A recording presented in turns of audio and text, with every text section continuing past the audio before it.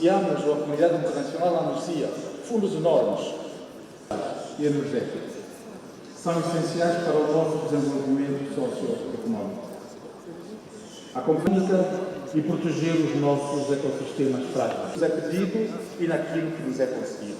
Por isso, chamo a atenção de todos. Working together is no longer an option. It is a necessary imperative.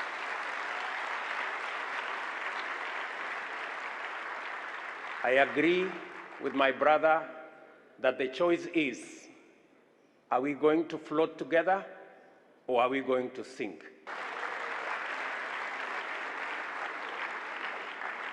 So collaboration, working together, is no longer an option. Our rulers partitioned our continent about 100 years ago. And they taught us two things using the borders. They taught us about tariffs, and they taught us about visas. Now,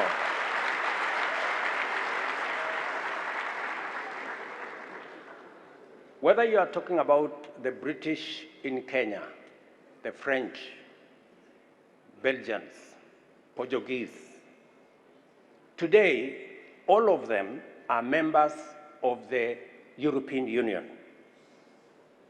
27 countries. They don't have tariffs. They don't have tariff amongst themselves, and they don't have visas. The only people left with tariffs and visas is us.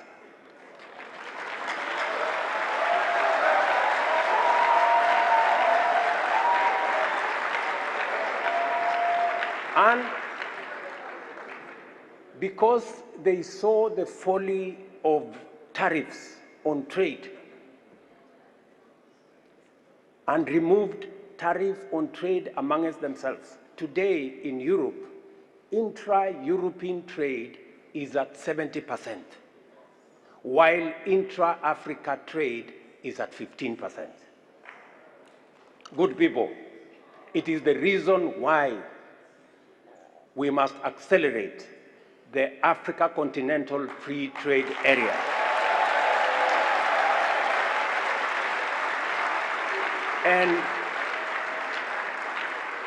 And unlock the potential that exists for African countries to trade amongst themselves.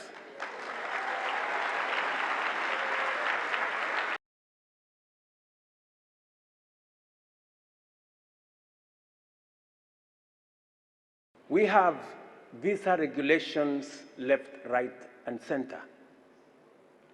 27 countries in Europe today, with 430 million people, removed visas. We still have visas.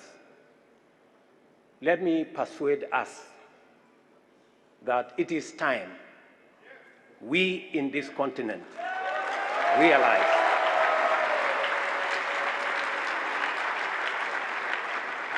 that having visa restrictions amongst ourselves is working against us.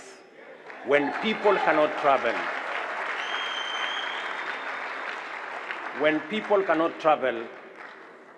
business people cannot travel, entrepreneurs cannot travel, we all become net losers.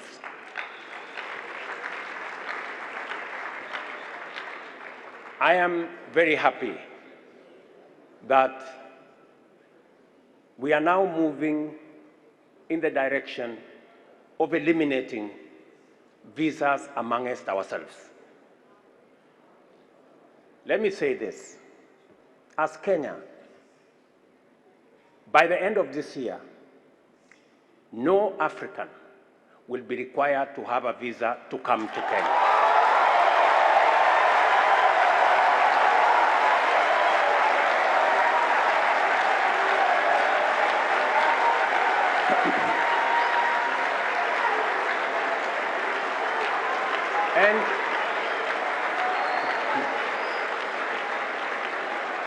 And I am very proud that the intra-trade within the East African community is already at 27% because we have taken the deliberate decision to remove unnecessary tariffs and visa regulations.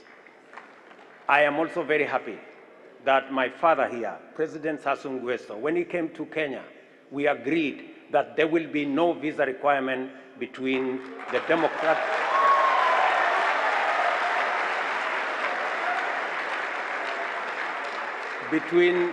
between Kenya and the Democratic Republic of Congo, Brazzaville. I am also happy that last month, when we removed visa requirements for DRC, my brother, President Felix Tshisekedi, also removed visa requirements for Kenyans to DRC.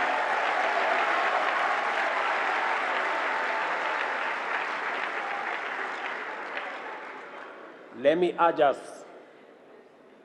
that we need greater collaboration. Our children from this continent should not be locked in borders in Europe and also be locked in borders in Africa.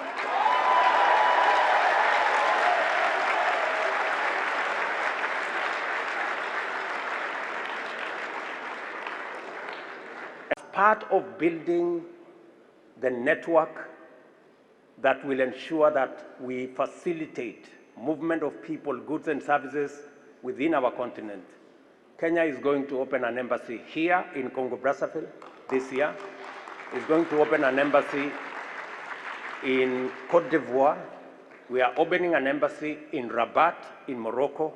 We are opening an embassy in Eritrea because it is time we realize the importance of trading amongst ourselves and allowing goods, services, people, ideas to move freely within our continent.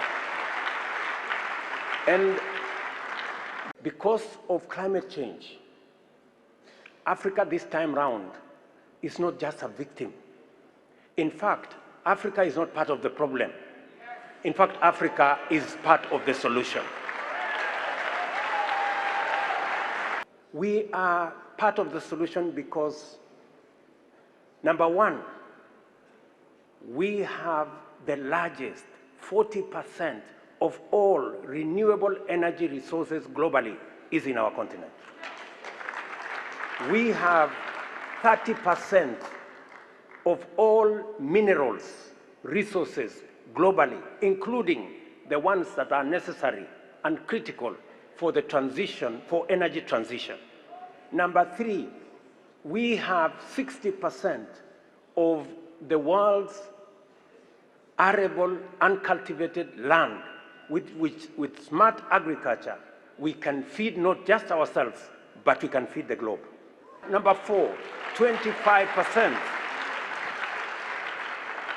of the world's population will be living here. We have the youngest population at the median age of 19. 40% of the world's workforce will be from this continent by 2100. And let me say this, we have the natural resources, including the carbon sinks, and therefore we are the continent that's going to provide the solution for climate change and the existential threat that the world faces. But we will not make progress unless we act in concert, unless we work together, unless we build the Africa Union as a fit-for-purpose vehicle to carry the aspirations of all our young people in this continent and everybody in this continent. It is important for us to join hands and build a global financial system and work together to reform the international financial architecture. We need new financing that is going to make the World Bank, the IMF, to give us concessional financing so that we don't have to pay 4 or 5 times more than others. A fair financial architecture that treats Africa like all other continents is not too much for us to ask. And therefore, it is very important that we work together in that space. And let me finalize by saying that includes the Pan-African payment and settlement system, which makes it possible for us in this continent to trade in our local currencies without having to look for this currency or that currency. Let me ask you, good people, what Afreximbank is doing to promote trade in our continent is something all of us leaders must support. I am saying this with a lot of passion because we have an opportunity of a lifetime to change the fortunes of our continent, of our people, and especially of our young people, using this challenge we have, which we must turn into an opportunity. We must support the Hinga Dam here in DRC because it can give power to 12 countries in our continent. Renewable energy.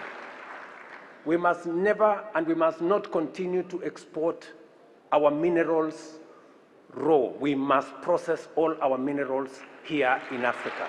We cannot continue. It is the only way we can create jobs for our young people. It is the only way we can turn the potential of our resources into opportunity, and it's the only way we can commercialize all the activities that we have. Mr. President, we value the fact that you have given us a platform to discuss the most urgent, most important aspects of our continent here in Congo-Brazzaville. And we don't take this opportunity for granted. We want to say thank you very much for giving us this opportunity. And thank you very much to all who have come. Thank you very much. God bless you.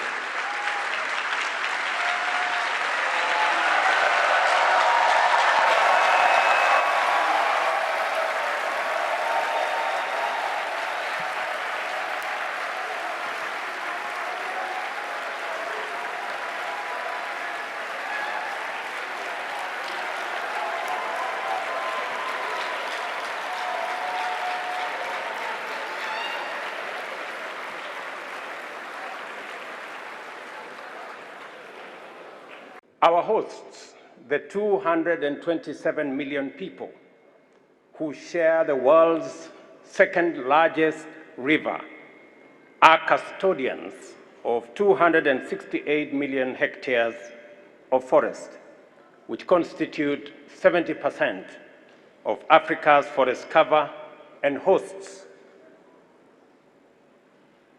10% of the world's biodiversity.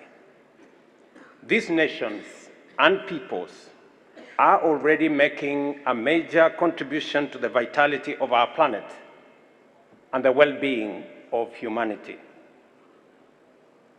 The 1.3 billion indigenous people from the 3 river basins, majority of whom are young, live in intimate proximity with 26% of the world's biodiversity and 1.4 billion hectares of forest, and 3 of the world's greatest rivers and river systems.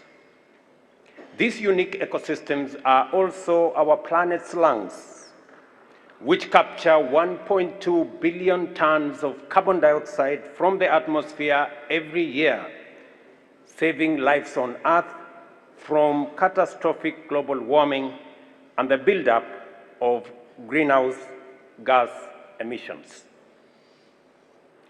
I recognize the place, role, power, and potential of the 3 basin biodiversity ecosystems and tropical forests in defining the future of local, regional, and global efforts to manage the triple planetary crisis that confront humanity.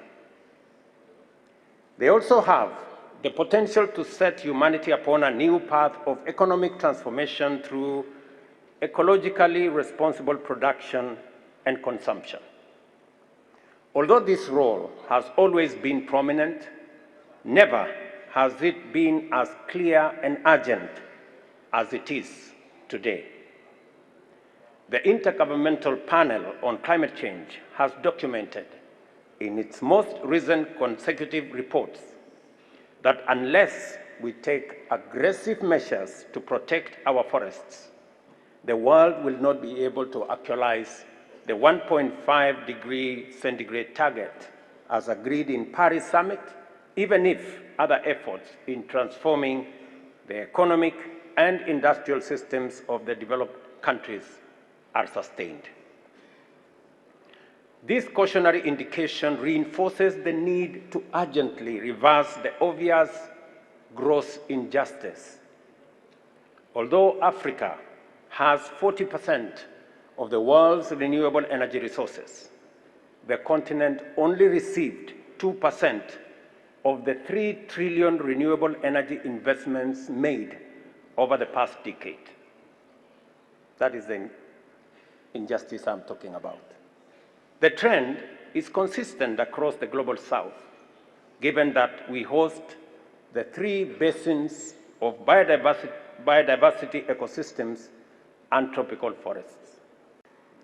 The forests of the global south, including the 3 basins, support the lives and livelihoods of indigenous people sustainably by providing timber and timber products, food and medicines, as well as ecosystem services such as air purification, carbon removal, pollination, ecotourism, and culture, as well as ritual assets.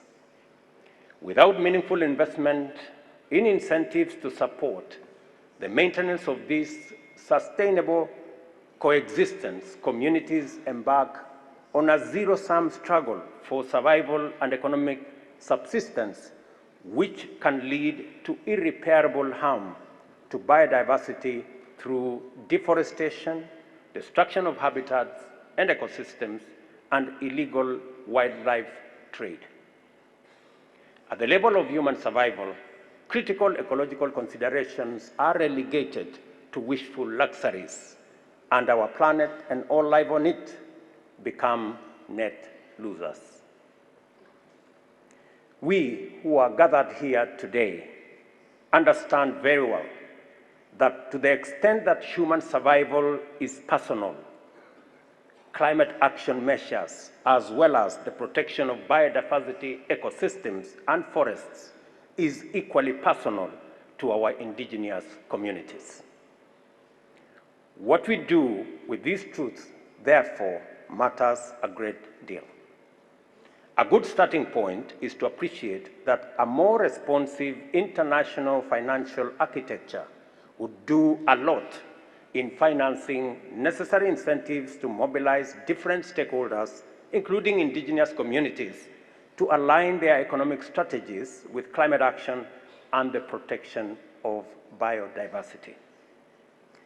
The African Union's Committee of African Heads of State on Climate Change recognizes this position This is why we find much alignment between the agenda of the summit and the Africa Climate Summit, which I was privileged to host early last month in Nairobi.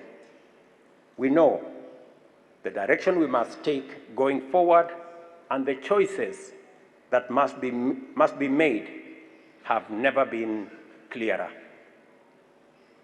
We have a momentous opportunity to galvanize effective South-to-South collaboration on a critical global agenda, given that the fundamental objectives of this summit broadly align with the outcome of the African leaders' Nairobi Declaration on Climate and call to action. It is possible for us to develop a clear, strong, united position to project our collective agenda at COP28. Articles of the Declaration recognize that Africa's vast forests, especially the Congo Basin rainforest, are the largest carbon sinks globally and a critical ecosystem for that. Nevertheless, Africa's natural capital has not been properly valued. Consequently, the Africa Climate Summit Declaration calls for re-evaluation and revaluation of the gross domestic product of Africa by incorporating a proper computation of its abundant natural capital and ecosystem services from its vast forests that sequester carbon so as to unlock new sources of wealth for our continent.